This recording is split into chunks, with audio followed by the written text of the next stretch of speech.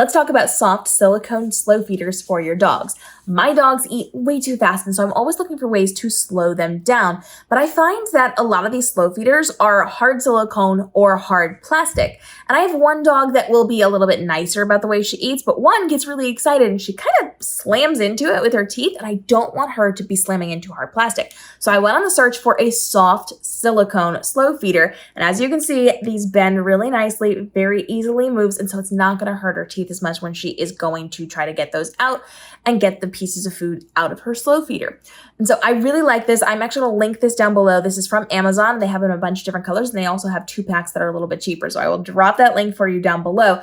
The nice thing about these is, again, they're very flexible, very easy to move, and they also have a giant suction cup on the back. So you've seen different silicone slow feeders and different lick mats that have a bunch of little ones on the back. Those are much harder to get on and off. This is not meant to stick on the side of your bathtub wall like those are. This is meant to sit on the floor. And so they have one big suction cup, which allows it to stick, but it is not going to be difficult for you to remove, or as difficult as the ones with a billion little suction cups. This is a lot easier, and it doesn't sound the same when you are ripping it off of a surface as the small ones do. So I like this one a lot. It is, again, going to stay put. It is dishwasher safe and microwave safe. So I love that. And then what you do is you are going to put different pieces of their food inside of this slow feeder. This is not going to be their entire meal. If you have a larger dog or a medium-sized dog, this might work for a small dog for their entire meal. But you are just going to put pieces of their unkibble in here. So unkibble actually fits really well in here. If you've got normal kibble, you can put it in here, but it's not going to be quite as good of a fit. I do definitely like the unkibble, and the turkey one is what we use for my girls. I'll link that down below for you. And you're just going to put it in different sections, and then you can fill in around it. So for us, we are going to put our unkibble in first. Then I'm going to sprinkle some of the kibble, because I do half and half with my girls. And so I'll link the kibble that I use, the Jinx kibble, down below as well. And then I'm going to supplement with a bunch of other things. So I am putting fruits in here. I'm putting vegetables in here. I am putting sometimes supplements if my dogs are going to be on any medications. Right now we're trying Claritin for my dog with allergies as per my vet's request. And so I'm putting that in here as well.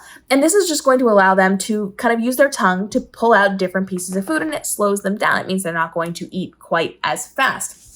You can also put things like bone broth in here or water in here. You can even freeze things. So if you want to make this a little bit harder for your dog, you can freeze different levels of water or bone broth in there. You can have just like a little level, and then you can put it in for half an hour if you want it kind of slushy. You can also use this to make it even harder in the summer and just completely fill it with water or bone broth and make it very icy, so your dog has to really work at it to get that out. But this is going to be a really good option for you to then create meals for your dogs and slow them down. Now, what I do, because it doesn't have the entire space for the entire meal, I am going to put a layer of this. I'm going to fill this thing entirely up, and then the rest of it, I can do one of 2 things. I can either refill this, so I'll take it away from my dog, put the rest of it in it, and allow them to finish it, or I can do what I typically do, and that is to hand feed them. And so I have 2 bowls, and I am taking a handful of food and putting it into another bowl and letting them eat out of that, and then I make them wait, and then I get them another handful. So I'm forcing them to be a little bit slower as they are eating, because I'm giving them just limited quantities at a time. And I'm not making them wait prolonged periods of time.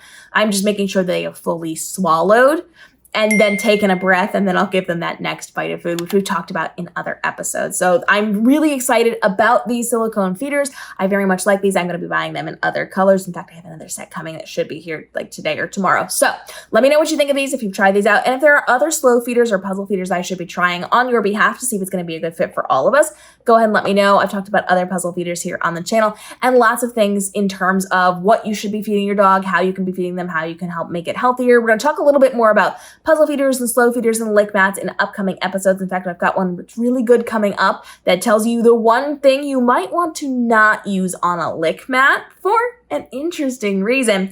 And that's going to be in an upcoming episode. So follow along, hit that notification bell and the subscribe button, and we will see you in tomorrow's daily videos, helping you navigate the world of dog parenthood to level up for your pups so you can give them the best life possible. We'll see you then.